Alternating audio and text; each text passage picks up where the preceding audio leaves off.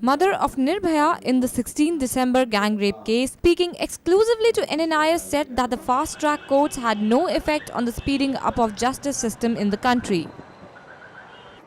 Nirbhaya died 2 years back at the hands of her tormentors who brutally gang raped her, leading to her death. The episode led to widespread protests and voices emerging from all quarters in support. For the mother who gave birth to one who is now referred to as Delhi's Braveheart, said it is a never-ending struggle to get justice in the matter. While there was a call back then for fast-track courts, the mother now feels fast-track courts lack both the teeth and the sting to nip the evil in the bud. Supreme court में case 6 महीने से लंबित है, 6-7 महीने से कोई सुनवाई नहीं, कोई डेट नहीं है, तो उधर फास्ट से चलने से क्या फ़ायदा। ये अपराध का बढ़ने का कारण भी तो यही है कि मुजरिमों को सज़ा नहीं मिलती। घटना इतनी दर्दनाक हुई, लोगों में इतना आक्रोश हुआ, लोग अपने अपने तरह से अपना गुस्सा कहिए चाहे आंदोलन कहिए सब कुछ किया, लेकिन ये भी आम केसों की तरह लंबित हो गई। आज वो मुजरिमों को सज़ा हुई होती तो वो जो ड्राइवर है वो ये नहीं कहता कि तुमको घटना याद है, उसको भी डर होता कि नहीं मैं कुछ करूँगा तो उन्हीं मुजरिमों को तरह हमें सज़ा मिलेगी। तो सबसे अपराध का कारण तो हमारी कानून व्यवस्था है। कानून व्यवस्था में बहुत संशोधन की ज़रूरत है। Of the most ruthless of tormentors was a juvenile in this case. After the Nirbhaya case, even in the Shakti Mills cases that were seen, India saw juveniles playing a crucial role in sex crimes. Perhaps leading the pack, Nirbhaya's mother feels if juveniles are allowed to go scot-free, they could be a danger to society. She adds amendments in the law must be made well in time.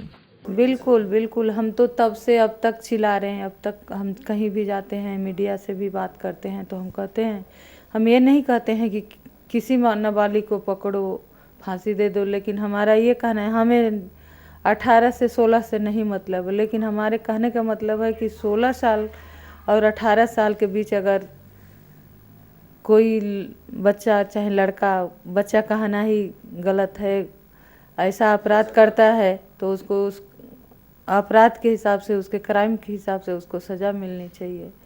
ना कि कई बार ऐसे भी कहा गया कि हमारे case के बाद की दुर्भाग्यपूर्ण एक घटना हो गई, उसके पीछे कानून नहीं बदला।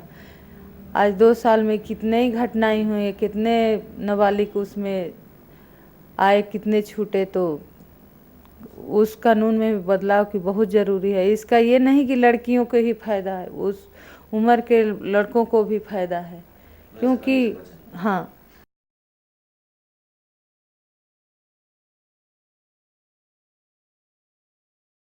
क्योंकि अगर उस मुजरिम को सज़ा नहीं मिली और नहीं छूट जाता है तो ये उस उम्र के किशोरों में इसका बहुत गलत संदेश जाएगा कि उनके मन में ये धारणा होगी, चाहे उनके से जो काम करवाते हैं उनको है कि 18 साल से कम उम्र के बच्चों को पकड़ के कोई काम करवा लो, चाहे कोई घटना करवा लो, उनको सज़ा नहीं मिलती है। आज देखने को भी यही मिलता है कि कोई केस में अगर 4 बालिग है तो एक नाबालिग है, सारी केस उस पर डाल देते हैं कि नहीं उसने ही सब कुछ किया, क्योंकि पता है कि उसको सज़ा नहीं मिलेगी। तो इसका मिसयूज भी हो रहा है।